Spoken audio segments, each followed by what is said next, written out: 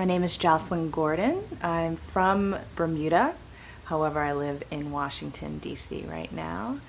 I started hooping in 2007. I really don't remember the month, but I remember the moment of inspiration with hooping. And that's when I saw a woman hooping and doing yoga, and Delight was in the background of her YouTube video, and I had like this visceral experience of, what is that? These are my people, need it now. I've always been a dancer.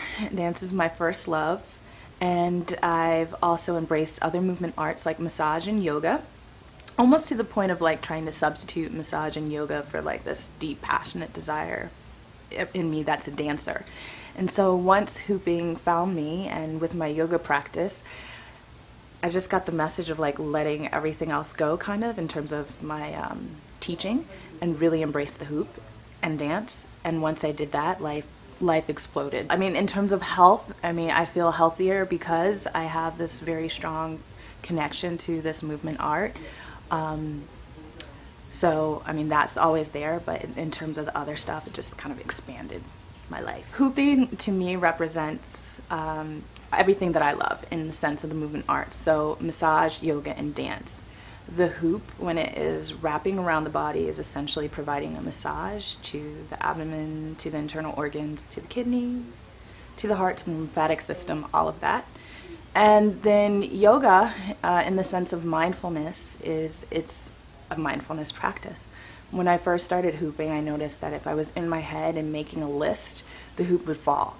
So it's this very direct, I consider it a biofeedback mechanism for what's going on in the body, mind, spirit. It lets you know.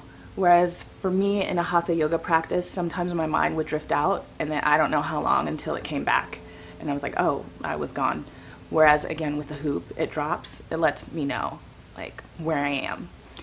And then dance, it's a dance, it's a free form expression, it's a tool.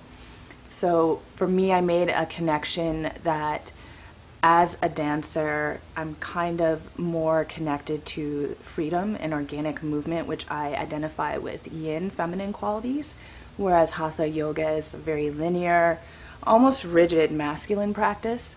For me, the hoop combines both of them, but leaning more towards the feminine, especially with the circular aspect. So with that, I find it very holistic and creative. As a teacher, teaching others. So it's another level of leadership and mentorship, which I really, really enjoy, helping others kind of highlight their best selves for others to model, so to speak.